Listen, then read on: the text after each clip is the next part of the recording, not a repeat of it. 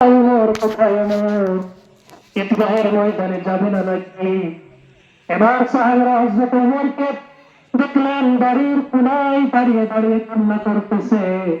এবার সাহাবীরা বলতেছে, ওমর, আমিরুল মুমিনিন ওমর, তুমি কি ব্যাপার, কান্নাকাটি করতেছো কেন? আজকে তো ঈদের দিন, খুশির দিন, কেন আমরা সবাই ঈদগাহের ময়দানে যাই? এবার ওমর বলতেছে, আমার জন্য ঈদের কোনো আনন্দ নাই। কারণ কারণ আচ্ছা, আল্লাহ রাব্বুল আলামিন আমাকে ক্ষমা করেছেন কিনা আমি সেটা নিশ্চিত ভাবে জানতে পারি নাই। এজন্য আমি সন্দিহান আছি আল্লাহ আমাকে ক্ষমা নাও করতে পারেন, তাই আমি ঈদের ময়দানে যেতে পারতেছি না। আমার এত কান্না পাচ্ছে, এত কষ্ট পাচ্ছি আমি, আমি জানি না আল্লাহ রাব্বুল আলামিন আমাকে ক্ষমা করেছেন কিনা। ওমর রাদিয়াল্লাহু আনহু এইভাবে কান্নাকাটি করতেছে। সম্মানিত হাজিরিন, এই ছিল হযরত ওমর রাদিয়াল্লাহু আনহু।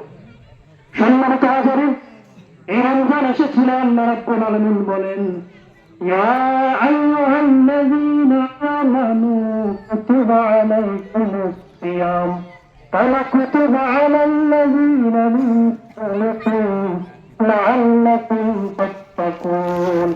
ঈমানদারগণ, আমি তোমাদের উপর রোজাকে ফরজ করে দিয়েছি, তোমাদের পূর্ববর্তীদের এইভাবে ফরজ করে দিয়েছিলাম যাতে তোমরা লাআল্লাকুম তাত্তাকুন, যাতে তোমরা তাকওয়াবান হতে পারো। আমরা কি তাকওয়াবান হতে পেরেছি? যদি তাকওয়াবান হতাম তাহলে আমরা ফজরের নামাজ কিন্তু কাজা করতাম। আজকে দেখলাম রাতের বেলায় গান বাজাচ্ছে। যদি তাকওয়াবান হতাম এই গান কি বাজাতে পারতো? দীর্ঘ রমাদানের 1 মাস আমরা কিন্তু শিরক, হয়তো হিন্দু সম্প্রদায় গান বাজিয়ে তাদের ধর্ম উৎসবে, কিন্তু মুসলমান যে গান বাজায় এরকম কোন রেকর্ড আমি পাইনি। কিন্তু কালকে দুঃখের বিষয়, সন্ধ্যা থেকে দেখতেছি গান বাজতেছে, কারা বাজাচ্ছে আল্লাহ জানে। আসলে আমরা তাকওয়াবান হতে পারি নাই। হযরত ওমর রাদিয়াল্লাহু আনহু কেমন তাকওয়াবান ছিলেন দেখেন। একদিন হযরত ওমর রাদিয়াল্লাহু আনহু হযরত হুযায়ফা রাদিয়াল্লাহু আনহুর বাড়িতে উপস্থিত। হযরত হুযায়ফা রাদিয়াল্লাহু আনহুকে ডাক দিয়ে বলতেছে, হুযায়ফা, তোমার কাছে একটা বিষয় জানতে এসেছি। তোমার কাছে আল্লাহ রাসূল সাল্লাল্লাহু আলাইহি ওয়াসাল্লাম মুনাফিকদের লিস্ট দিয়ে গেছেন। ও হুযায়ফা, বলো আর ওমরের নাম কি মুনাফিকদের লিস্টে আছে নাকি? চিন্তা করো না, হযরত ওমর বলতেছে, হুযায়ফা, আমার নাম কি মুনাফিকদের লিস্টে আছে নাকি, একটু চেক করে দেখো তো। এবার হুযায়ফা বলতেছে, ও আমিরুল মুমিনিন হযরত ওমর, ও রাসূলের সাহাবী, আল্লাহ রাসূল যে লিস্টটা আমাকে গোপনে দিয়েছেন এটা আমি গোপনেই রাখতে চাই, আমি কারো কাছে প্রকাশ করবো কিনা সেটা আমি তো বলতে পারতেছি না। হযরত ওমর চলে আসলেন। আসার পর এত পেরেশানি, সারাদিন ভাবতেছেন যে আমার নাম মুনাফিকের লিস্টে আছে কিনা। আবার একদিন গভীর রাতে হযরত হুযায়ফা রাদিয়াল্লাহু আনহু আবার উপস্থিত। এবার গভীর রাতে দেখতেছে, হুযায়ফা, তুমি দরজা খোলো, দরজা খোলো, আমি ওমর তোমার বাড়িতে এসেছি।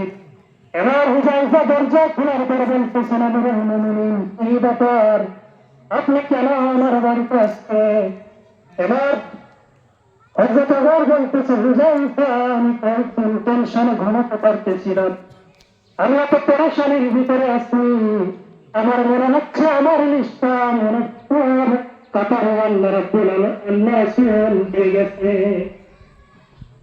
তো হুযায়ফা, আমার লিস্টে মুনাফিকের কাতারে আছে কিনা এটা বলতে হবে না, তুমি একটা কথা আমাকে জানাও, আমি যদি মারা যাই তুমি হুযায়ফা আমার জানাজা করবে কিনা, আমার জানাজা উপস্থিত হবে কিনা?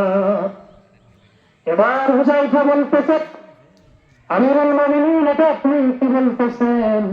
আপনি হচ্ছে জান্নাতের সার্টিফিকেট প্রাপ্ত সাহাবী, আপনার মসজিদে এত বেশি আল্লাহ রাসূল বলেছেন, আমার পর আল্লাহ রাব্বুল আলামিন কাউকে যদি নবী বানাতেন, রাসূল বানাতেন, সেই রাসূল হতেন হযরত ওমর রাদিয়াল্লাহু আনহু।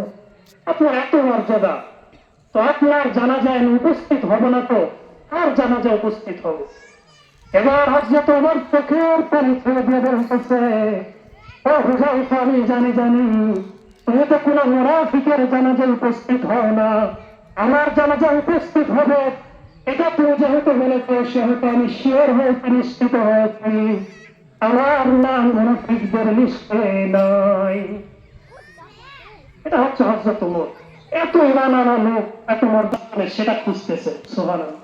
আর আমরা সামান্য নামাজি হয়ে পাঁচ ওয়াক্ত নামাজ কোনো মতো করি, কোনো মতো রোজা রেখে, তাতে আমরা ভাবি আমরা বিশাল মুত্তাকি হয়ে গেছি। সম্মানিত হাজিরিন, রোজার ইবাদত নিয়ে অহংকার করার কিছুই নাই। আল্লাহ রাব্বুল আলামিন হাজার ইবাদত থাকা সত্ত্বেও